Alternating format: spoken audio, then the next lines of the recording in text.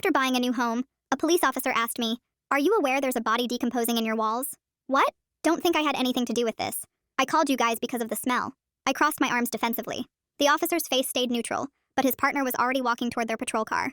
Due to the nature of your relationship to the victim, we're going to have to bring you in for questioning. Relationship to the victim? Who's the victim? My voice cracked with confusion. We're not at liberty to say at this time. Please come with us. He gestured toward the car. I'd bought this house just 3 weeks ago. It was supposed to be a fresh start after my divorce. A little 2-bedroom ranch in a quiet neighborhood where I could rebuild my life. The smell had started a few days after I moved in. At first I thought it was a dead mouse in the walls. Then it got worse. Sweet and rotting and impossible to ignore. The officer guided me to the back seat of the patrol car. No handcuffs, but the door locks clicked with finality. Through the window, I watched more police arrive. Crime scene tape went up around my new home. Officers in white hazmat suits carried equipment inside. This was really happening. During the ride to the station, my mind raced through possibilities. The previous owner had been an elderly woman who'd died in a nursing home. Her family had sold the house quickly. Maybe someone had broken in while it sat empty. Maybe there'd been a murder years ago that nobody knew about.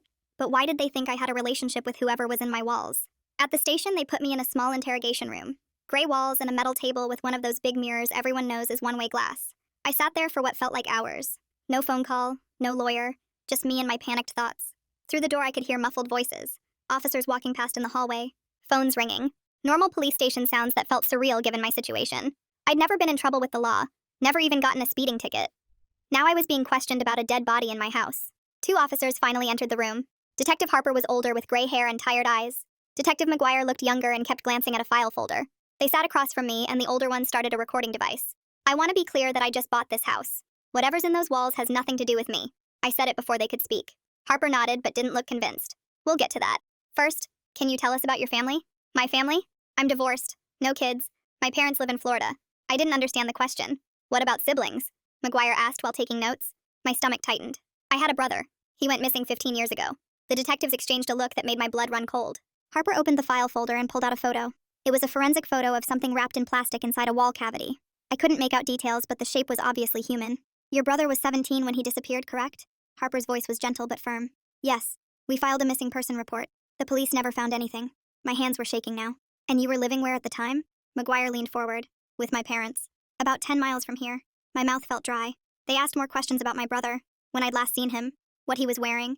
If we'd fought before he vanished. Each question felt like a trap, but I answered honestly. Tommy had been troubled. Drugs and bad friends. We'd all assumed he'd run away. After an hour of questions, Harper finally got to the point.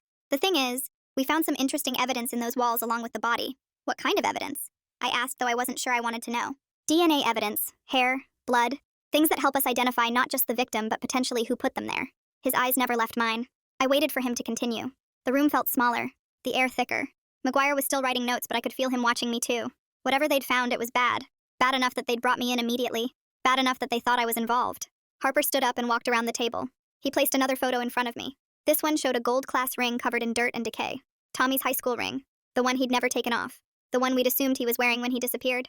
We're rushing the DNA tests, but initial field tests are concerning. Harper's voice dropped lower. Concerning how? I managed to ask. He sat on the edge of the table looking down at me. McGuire had stopped writing. The recorder's red light blinked steadily. Ma'am, why is it that we found your son's DNA in your walls? The words hit me like a punch to the gut, and I actually jerked back in my chair. My mouth opened and closed twice before any sound came out. I don't have a son. The detectives looked at each other and then back at me. I've never had kids. My voice cracked on the last word. Harper leaned back in his chair and studied my face for what felt like forever. His fingers drummed on the table once, twice, 3 times. The field test shows first-degree relative DNA. His voice was slow and careful, like he was talking to a child. That means parent, child, or sibling. McGuire kept writing in his notebook. We're waiting on more detailed lab work, but someone closely related to you was in those walls. My hands were shaking, so hard I had to press them flat against the cold metal table. I want a lawyer. The words came out louder than I meant them to. I want a lawyer right now. Harper reached over and clicked off the recording device. The red light went dark. They both stood up at the same time. We'll give you some time to think about that. Harper's voice was flat. They left me alone in that gray room again. I stared at my reflection in the one-way mirror. My face looked pale and strange. Could Tommy have had a kid nobody knew about? He was only 17 when he disappeared, but he'd been running with a rough crowd, dating girls our parents didn't approve of. Maybe one of them got pregnant. Maybe that's why he ran away. Or maybe the test was wrong. Maybe they were just trying to scare me into confessing something. The door opened again after what felt like hours, but was probably only 40 minutes according to the clock on the wall.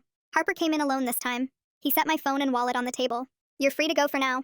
He pulled out a business card and placed it next to my things. Don't leave town. We'll be in touch soon. I grabbed my stuff and stood up so fast the chair scraped against the floor. My legs felt weak as I walked toward the door. Harper called after me. Ma'am, you might want to think real hard about what your brother was up to before he went missing. The hallway outside the interrogation room was bright after being in that dim space for so long. Other officers walked past without looking at me. A drunk guy was arguing with someone at the front desk. Normal police station chaos that had nothing to do with dead bodies and walls. I pushed through the heavy front doors and the cold air hit my face. My car was still in the parking lot where I'd left it. The key fob shook in my hand as I unlocked it. I sat in the driver's seat and immediately pulled out my phone. Mom's number rang 4 times before going to voicemail. Mom, it's me. My voice was shaking. They found something in my house. They think it might be Tommy. Call me back as soon as you get this. Please. I sat there for another minute trying to think.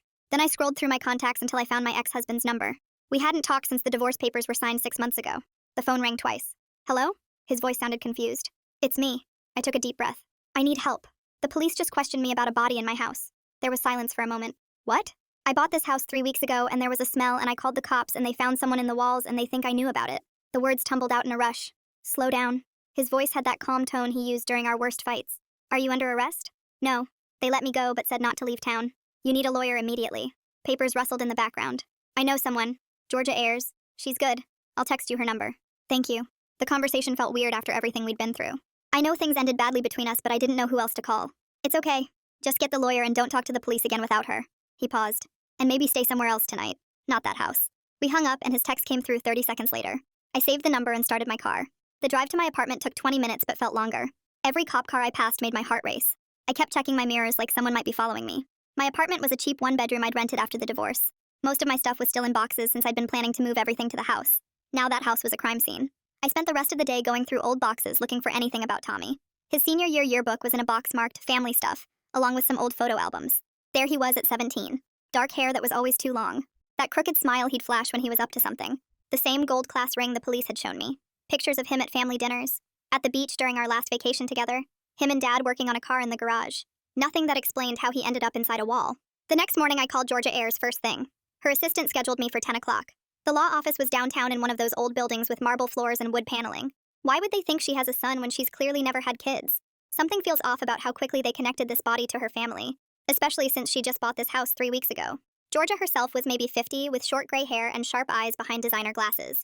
She listened while I explained everything from buying the house to the interrogation. She took notes on a yellow legal pad, asked questions about dates and times, made me go through the whole thing twice. First rule. She looked at me over her glasses. Don't talk to police again without me present. Ever. I nodded. Second rule. Document everything. Every call, every interaction. Save it all. She wrote something else on her pad. Now about this DNA evidence. She tapped her pen on the desk. Police sometimes use misleading language during interrogations to get reactions. She leaned forward. First-degree relative could mean your brother, not necessarily a son. She explained how basic field tests can't always distinguish between different types of family relationships. Let's wait for the actual lab results before jumping to conclusions. My phone buzzed while she was talking. A text from Detective Harper. They're executing a search warrant at my house right now. I showed her the screen. Georgia immediately picked up her desk phone and dialed a number. Detective Harper? This is Georgia Ayers. I represent the homeowner. She listened for a moment. I expect full compliance with the warrant's scope. Nothing beyond what's specified. Another pause. Yes, I'll be requesting copies of everything. She hung up and looked at me. They're going to tear that house apart looking for evidence. She stood up and walked to her window. The good news is you just bought it. Hard to argue you hid something there 15 years ago when you didn't own it. She turned back to me. But we need to figure out the connection. Why that house? Why now? I thought about the elderly woman who'd owned it before. Her family selling it quickly. The construction company my dad had worked for. All these pieces that didn't quite fit together yet. I don't know. I rubbed my temples where a headache was starting. But I'm going to find out. George's assistant knocked on the door and said my mother was calling my cell, which I'd left with the receptionist. I grabbed the phone and stepped into the hallway while Georgia made more notes. Mom's voice sounded weird, like she was trying to sound normal but failing. Don't say anything to the police without a lawyer, she said fast. I asked what she knew about Tommy, and she went quiet for a few seconds before saying she needed to talk to Dad first. The call ended before I could push harder. Back in Georgia's office, she was already on her phone arranging for someone named Aditya Maxwell to come in. He showed up an hour later carrying a laptop bag and looking like he'd rather be anywhere else. Georgia explained he was a forensic consultant who could help us understand the DNA stuff. Aditya pulled out charts and started explaining how field tests work versus full lab panels. Parent-child and sibling relationships can look similar in basic tests, he said while pointing at some graph. The technical details went over my head, but the main point was clear. The cops might have jumped to conclusions. We couldn't know for sure until the full lab work came back. My phone started buzzing nonstop while Aditya was talking. I checked it and saw dozens of texts and missed calls. The local news had broken the story about the body in my house and they were calling me a person of interest. My boss had texted asking what was going on. Friends from high school were messaging on Facebook. My ex-husband had sent 3 texts asking if I was okay. The story was everywhere already. Georgia told me not to respond to anyone and definitely not to post anything on social media. She made copies of all the messages for our records. The next day, Georgia called me back to her office. She'd gotten the search warrant returns and spread papers across her conference table. Old renovation permits from 15 years ago showed work done on my house. The construction company name made my stomach drop. It was the same company Dad had worked for back then. I remembered him doing side jobs on weekends for extra cash right around when Tommy disappeared. Georgia saw my face and asked what was wrong. I explained about Dad's job and she started making more notes. I called Mom again from Georgia's office with the lawyer listening on speaker. I asked about Dad working on that specific house and she got defensive immediately. She said lots of houses had work done by that company and I was being paranoid. But her voice shook when she said it. She hung up claiming she had a doctor's appointment. Aditya came back 2 days later with updates on the DNA analysis. He had printouts showing different markers and explained that telling the difference between father and son needed more specific testing. The field test can't tell that difference yet. We need to wait for the full panel. The science made sense, but waiting was killing me. I tried calling Dad directly that evening. He answered on the third ring and sounded annoyed from the start. When I mentioned the house and the permits, he got angry. "Let the past stay buried," he said, and those exact words made me feel sick. Georgia had told me to document everything, so I wrote down the whole conversation word for word after he hung up on me. Detective Harper called Georgia's office the next morning wanting me to come in for a DNA swab to help exclude me from the investigation. Georgia took the phone from me immediately. "They can get a warrant if they need it," she told him before hanging up. She explained they were fishing and we weren't going to make it easy for them. That night I couldn't sleep and started going through more boxes in my apartment. I found my old diary from when I was 17, right when Tommy disappeared. Reading it brought everything back. Page after page talked about Dad and Tommy fighting all the time before he vanished. There were entries about arguments where Tommy kept yelling about telling the truth, but teenage me hadn't understood what they meant. I'd written about being scared and confused and just wanting everyone to stop fighting. One entry mentioned Dad coming home late with dirt on his clothes the night Tommy left. I'd forgotten that detail completely until reading it again. The diary went to Georgia's office the next morning. She photocopied every page and locked the original in her safe. 3 days later, Georgia got a call from someone named Alyssa Morales, who was part of the family that had sold me the house. She wanted to talk, but only through lawyers. We set up a conference call that afternoon. Alyssa's voice was nervous, but she had important information. The house had smell problems multiple times over the years, and her grandmother had paid for wall patches several times. She remembered a handyman named Al who did a lot of work there. The way she described him sounded exactly like my dad. Same height, same hair color back then, same way of talking. Georgia asked for any receipts or records, but Alyssa said her grandmother had thrown most stuff away. She did have some old photos from family gatherings where the handyman might be in the background. Georgia arranged to get copies of everything. After the call, Georgia looked at me seriously and said we needed to prepare for the possibility that Dad was involved somehow. The timeline was too perfect to be coincidence. Tommy disappearing, Dad doing work on that exact house, the body ending up in those walls. Everything pointed in one direction, even if we didn't have proof yet. Georgia picked up her phone right then and started typing out formal records requests for every construction permit filed in that area 15 years ago. Her fingers moved fast across the screen while she talked about building our own timeline of what really happened. I watched her work and felt my stomach getting tighter because I knew what we might find about my family. She sent off 3 different requests to the county records office and the building department, and even the old construction company's archived files if they still existed. The waiting was going to kill me, but Georgia said these things take time and we had to be patient. 2 days later, Harper called Georgia's office with news from the lab that made everything worse. The DNA was definitely from a male first-degree relative, which meant either father, son, or brother. The local news station got hold of this somehow and ran a story about me having a secret son that nobody knew about. I wanted to throw my TV out the window when I saw them speculating about some hidden pregnancy from when I was 17. Georgia had to calm me down and remind me that the media always gets things wrong. Harper wanted to discuss the narrowing evidence, but Georgia told him we weren't talking without something concrete. That night, I couldn't take it anymore and decided I was driving to Florida no matter what Georgia said about staying put. I packed a bag and got in my car at 5 in the morning for the 12-hour drive south. The whole drive, I practiced what I was going to say to my parents about Tommy and the house and everything that was happening. I stopped for gas 3 times, and each time I almost turned around but kept going because I needed answers. My phone rang around noon, and it was my ex-husband leaving a voicemail since I didn't answer. He said he was worried about me after seeing the news, but he was keeping his distance because this wasn't his problem to deal with. Part of me wished he was there for support, but I understood why he stayed away. I pulled into my parents' condo complex in the evening, just as the sun was setting behind the palm trees. Mom answered the door looking exhausted with dark circles under her eyes and her hair not even brushed. Dad was sitting in his old brown recliner watching the news and barely looked up when I walked in. The tension in the room was so thick I could barely breathe. I sat down on their couch and jumped right into asking about the house and Tommy and what really happened back then. Dad's face got red immediately, and he snapped that he'd worked on hundreds of houses during those years. Mom kept trying to change the subject to dinner or asking about my drive, but I wouldn't let her distract me. I kept pushing and asking specific questions about that exact house and the dates when Tommy disappeared. Dad got up from his chair and went to the garage saying he needed to check something. I followed him, and that's when I saw his old tool belt hanging on a hook with a faded company tag that matched the permit records Georgia had found. When I pointed at it and asked him to explain, he claimed it didn't mean anything and lots of workers had those belts. But his hands were shaking when he said it, and he wouldn't look me in the eye. My phone buzzed with a call from Aditya, who had an update about the DNA markers they were testing. He explained that newer tests were suggesting father rather than son was more likely based on specific genetic patterns. He told me to be patient for the final results, but my stomach was churning as I looked at my father across the garage. I went back inside, and the conversation got more heated with Dad yelling that I should leave the past alone. Mom was crying and begging both of us to stop fighting, but I couldn't let it go now. Then Dad suddenly stood up and said something that changed everything. "I did what I had to do to protect this family," he said, and the words hung in the air like poison. Mom started sobbing harder and begging me to leave it alone and think about what this would do to our family. Dad's face was stone cold and he stared at me like he was daring me to push further. My phone lit up with a text from Georgia telling me urgently to leave immediately and not to get any more statements without recording equipment. She said anything he said now couldn't be used without proper documentation, and I was putting myself at risk. I grabbed my bag and started walking toward the door with my whole body shaking from what had just happened. Dad called after me to think about my mother and what this would do to her, but I kept walking. I got in my car and drove to the nearest motel where I sat on the bed trying to process what had just happened. Dad had basically admitted something without actually saying the words, and Mom knew whatever it was. The motel room smelled like old cigarettes, and the air conditioner rattled, but I couldn't go back to their condo. I called Georgia and told her everything that happened, and she said we needed to be very careful going forward. She was already working on getting proper recording equipment and preparing for what might come next. I spent that night staring at the ceiling and thinking about Tommy and how he ended up in those walls. Everything pointed to Dad being involved, but I still couldn't understand how my own father could do something like this.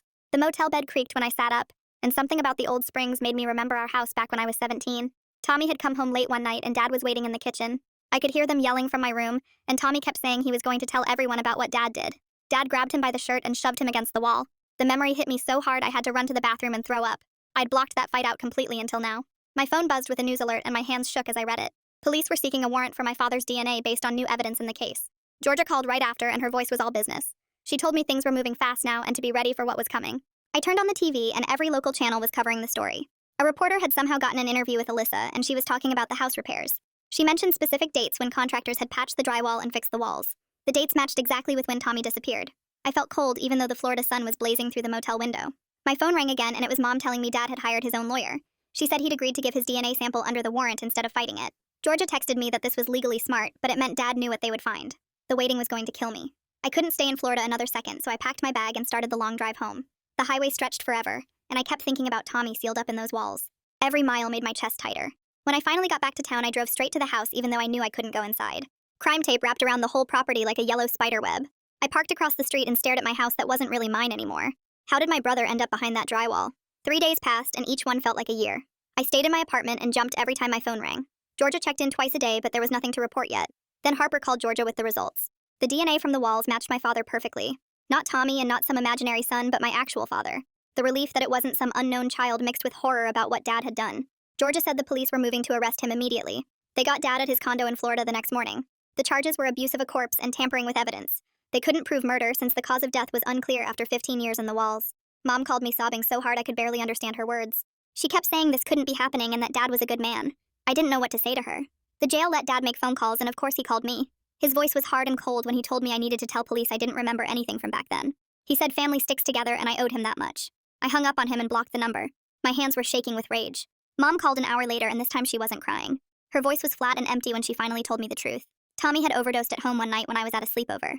Dad found him in his room already gone. Instead of calling 911 like any normal person would do, Dad panicked about the scandal. He didn't want people knowing his son was a drug user. Mom had begged him to call for help, but Dad said it was too late anyway. She explained how Dad had been doing renovation work on that exact house for extra cash back then. The elderly owner had gone to visit family for a week and Dad had the keys. He wrapped Tommy in plastic and took him there in the middle of the night. Dad opened up the wall he was supposed to be fixing anyway and put Tommy inside. Then he sealed it all up with new drywall and painted over it like nothing happened. Mom had watched him leave with Tommy's body and come back hours later covered in drywall dust. She'd kept this secret for 15 years. The practical details made me run to the bathroom again. My father had treated my brother like construction waste. He'd sealed him up and painted over him. All those years we'd wondered where Tommy went and Mom knew he was in those walls. Every Christmas when we'd light a candle for Tommy and hope he was okay somewhere. Every birthday that passed without him. Every time Dad acted sad about his missing son. They both knew exactly where he was the whole time. I sat on my bathroom floor and cried until I couldn't breathe. Everything about my family was a lie.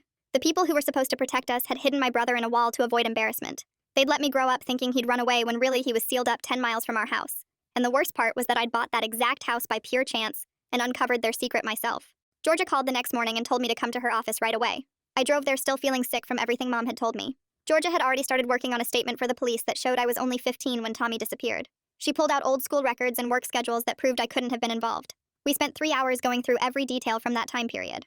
Georgia typed everything up in a clear timeline that showed exactly where I was when it happened. She called Harper and set up a meeting for that afternoon to present our evidence. I signed the statement with shaking hands. Georgia squeezed my shoulder and promised this would help clear my name. 2 days later, the HOA president left a voicemail about an emergency meeting. The whole neighborhood wanted to discuss the murder house situation. I didn't want to go, but Georgia said it might help to show my face. The meeting was in the community center and the room was packed. People turned to stare when I walked in. Most of them looked angry or scared. The HOA president talked about property values and safety concerns. One man stood up and said I should move out immediately. A woman near the back said having a murder house would ruin the whole neighborhood. Then an older woman stood up and said she understood I was a victim too. She pointed out that I'd just found out my brother was murdered by my own father. A few people nodded, but most still looked hostile. The meeting went on for 2 hours with people arguing about what to do. I left feeling worse than when I'd arrived. The next morning, Harper called Georgia to schedule another interview. This time he was different when we sat down in the interview room. He asked about our family dynamics growing up and actually listened to my answers. I told him about Dad's temper and how he cared more about appearances than anything else. McGuire took notes about the timeline and asked follow-up questions that weren't accusatory.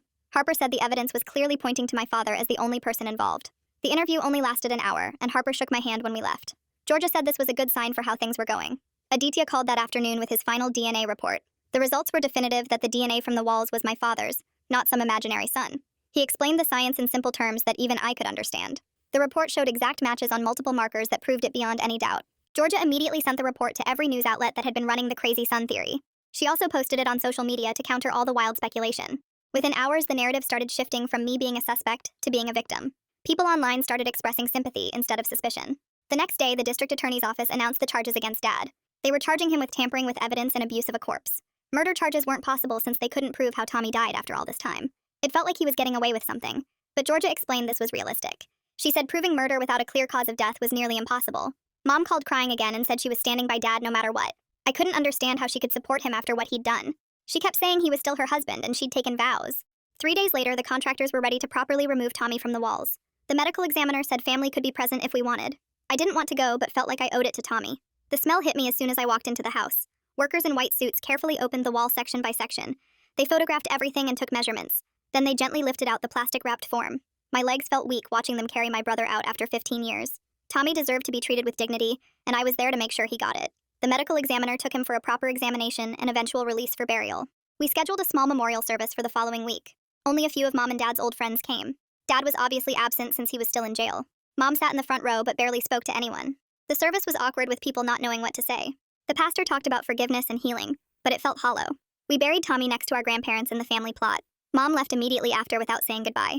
I stayed and talked to Tommy's grave for a while. Alyssa contacted me through Georgia about meeting to discuss the house. We met at a coffee shop since I couldn't go back to the house yet. She was professional but clearly uncomfortable with the whole situation. She brought estimates from contractors for the repair work. The walls would need complete reconstruction in that section. New insulation and drywall would cost thousands of dollars. She also explained the disclosure requirements for the house going forward. Any future sale would require telling buyers about the death. We worked out a payment plan for the repairs. I also met with a real estate attorney that Georgia recommended. He explained that the death disclosure would destroy the property value. Houses where murders or deaths occurred typically sold for 30% less. The financial hit on top of everything else made me want to scream. I'd already spent my savings on the down payment and now this. The attorney said I could try to recoup losses from the seller, but it was unlikely. I started budgeting every penny to figure out how to pay for everything. Georgia decided to file a civil claim against the seller's estate anyway. She said they should have known about the body during all those years of repairs. The smell complaints and repeated patch jobs were red flags they ignored. The claim probably wouldn't succeed, but she said it was worth trying. At least I was taking some kind of action instead of just accepting everything. 2 weeks later, Georgia called to tell me Dad decided to plead guilty to the charges. The prosecutor had offered a deal for tampering with evidence and abuse of a corpse if he admitted what he'd done. Georgia explained this meant I wouldn't have to testify at trial, which was a huge relief since I'd been dreading that for weeks. The sentencing hearing got scheduled for next month, and she warned me Mom would probably be there supporting him. I hung up feeling both relieved and angry that he was taking the easy way out, instead of facing what he'd really done to Tommy. The next morning, I got a call from Mom saying she was selling their condo and moving to a smaller apartment near the prison where Dad would serve his time. She said she forgave me for turning against the family, but her voice was cold and distant. We started talking maybe once a week after that, but only about safe topics like the weather or her new apartment, never about Dad or Tommy or anything real. I couldn't understand how she could stand by him after everything, but arguing about it just made things worse between us. After thinking about it for days, I decided to keep the house instead of taking a huge loss trying to sell it with the death disclosure requirements. The contractor Georgia recommended came by with his crew, and they were respectful about the whole situation, not asking questions or making me feel weird about what happened there. They tore out the damaged walls completely and rebuilt that whole section with new insulation and drywall. Over the next few weeks, the place slowly stopped feeling like a crime scene and started feeling like it could actually be a home again. Georgia gave me the name of a therapist who specialized in family trauma, and I made an appointment even though I wasn't sure talking would help. The first session was harder than I expected, and I cried through most of it, but when I left, I felt lighter somehow, like maybe I could actually work through all this mess. The therapist was patient and didn't push too hard, just let me talk about Tommy and Dad and everything that had happened at my own pace. We scheduled weekly appointments, and I found myself actually looking forward to having someone neutral to talk to about everything. Georgia asked if I wanted to write a victim impact statement for Dad's sentencing hearing to explain how his choices had affected our whole family. I spent 3 nights working on it, writing and rewriting to get the words right about losing Tommy twice. First when he disappeared, and again when I learned Dad had hidden him. The statement talked about the years of not knowing, the false hope every time the phone rang, and the betrayal of learning Dad had let us suffer when he knew the truth all along. Georgia read it and said it was powerful and would definitely make an impact on the judge at sentencing. A few days later, I was carrying groceries in when my neighbor from 2 houses down walked over with a plate of cookies. She said she was sorry about how the HOA meeting had gone, and that not everyone felt that way about me living there. It was a small gesture, but it meant more than she probably knew after weeks of people avoiding eye contact or crossing the street when they saw me coming. The cookies were good too, chocolate chip and still warm, and we actually talked for a few minutes about normal things like her garden and the weather getting cooler. The court finally released Tommy's personal effects to me, including his class ring that they'd found with his body. I held it in my hands for a long time, remembering how proud he'd been when he got it, and how he never took it off even to shower. I couldn't bring myself to wear it, but I bought a small wooden memory box and placed it inside, along with some photos and other things that reminded me of him before everything went bad. Some things were just too heavy to carry around every day, but I wanted to keep them safe. The house renovations finished after 6 weeks, and the smell of fresh paint had completely replaced that awful sweet rot that had started everything. It wasn't perfect, and I'd always know what had been in those walls, but it was livable, and even starting to feel like mine. I bought new furniture for the living room and bedroom. Nothing fancy, but different enough that it didn't feel like I was living in someone else's space anymore. The contractor had done good work, and you couldn't even tell where the wall had been opened up, unless you knew exactly where to look. I spent an entire evening writing Dad a letter setting clear boundaries about our relationship going forward. I told him there would be no contact between us until he took real responsibility for what he'd done, not just the legal plea, but actually admitting he'd chosen to hide Tommy and let us all suffer. I didn't expect a response and didn't get one, but Mom called a few days later saying he was angry about my letter and felt I was being unfair. I told her I didn't care about his feelings anymore, and she hung up on me. The next Saturday morning, I drove to the cemetery with fresh flowers for Tommy's grave. I sat on the grass and told him everything that had happened since we'd found him, about Dad going to prison and Mom choosing him over us, about the house getting fixed up and my therapy sessions. It felt good to talk to him, even though I knew he couldn't answer. Just having a place to visit and leave flowers made it feel like he was finally at peace. The cemetery was quiet and peaceful with big oak trees providing shade, and I stayed for over an hour just sitting with him. The weeks turned into months, and I found myself getting into a real routine with therapy every Thursday at 4, and work keeping me busy enough not to think too much about everything. She kept a box of tissues on the side table, but I needed them less and less as time went on. The nightmares about finding Tommy got better too, down from every night to maybe once a week. Work helped because my coworkers knew the basics, but didn't treat me like I was made of glass or about to break at any moment. My boss even pulled me aside one day to tell me she was impressed with how I was handling everything, and that my performance reviews were still strong. Dad's sentencing happened on a cold Tuesday morning, and the judge gave him 3 years for tampering with evidence and abuse of a corpse. Mom sat behind him in the courtroom wearing her good church dress, and I sat on the other side with Georgia, who squeezed my hand when they led Dad away in handcuffs. 3 years felt like both forever, and not nearly enough for what he'd done to our family. Mom started visiting him every Saturday morning at the prison 2 hours away, and we worked out this unspoken agreement where she didn't tell me about the visits, and I didn't ask. Our phone calls got shorter and more about safe topics like the weather or her book club. The boundaries made it easier somehow. The house started feeling more like mine after all the repairs were done and the real estate market calmed down enough that I wasn't completely underwater on the mortgage anymore. I painted the living room a soft blue color and bought new curtains that actually matched. My best friend Sarah finally came to visit after months of me telling her it was okay, and we sat on my new couch drinking wine while she looked around at everything I'd done to make the place comfortable. She told me she was proud of how I'd handled all the crap that had happened, and we actually laughed about normal stuff like her terrible date the week before. It felt good to laugh about something stupid instead of crying about something awful. I met someone new at a coffee shop near work when he accidentally grabbed my drink order and we got talking while waiting for them to remake both our coffees. His name was Mark, and when I eventually told him the whole story about Tommy and the house and Dad, he didn't run away or look at me like I was damaged goods. We took things really slow with lunch dates and walks in the park, and he never pushed for more than I was ready to give. He had this patient way of listening without trying to fix everything or tell me how I should feel about it all. Almost a year after we buried Tommy properly, we held a memorial service at the cemetery, and more people showed up than I expected. Some of his old high school friends came and shared stories about him from before things got bad, like the time he helped them build a skateboard ramp, or when he taught one kid how to play guitar.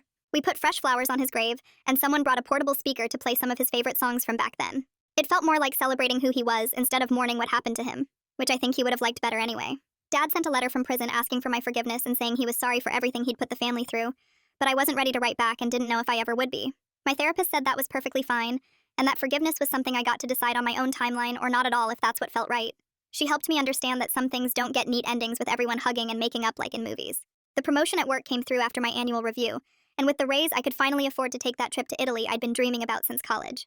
I spent 10 days eating pasta and walking through museums, and not thinking about dead brothers or prison visits or houses with bodies in the walls. The vacation felt like breathing fresh air after being underground for too long, and I came back with a tan and actual energy instead of just going through the motions. Now I'm sitting in my living room looking at the walls that used to hide such an awful secret, and they're just walls to me. The couch is comfortable and the TV works, and my coffee table has a normal amount of clutter on it like mail and magazines. The house that brought me such horror turned into the place where I learned I was stronger than I ever knew I could be. I won't ever forget what happened or pretend it didn't change me, but I've learned how to carry it without letting it crush me every single day. You know, I keep wondering if she really sees those walls as just walls now, or if there's still something hidden under everything she's trying to build back into a normal life. Hard to say, but it definitely makes you think. If you made it to the end, drop a comment. I love reading all your comments. Thanks for hanging out with me on this one. It's been a ride, and I'm glad we got to share these moments together. I'll catch you in the next one. If you made it to the end, drop a comment. I love reading all your comments.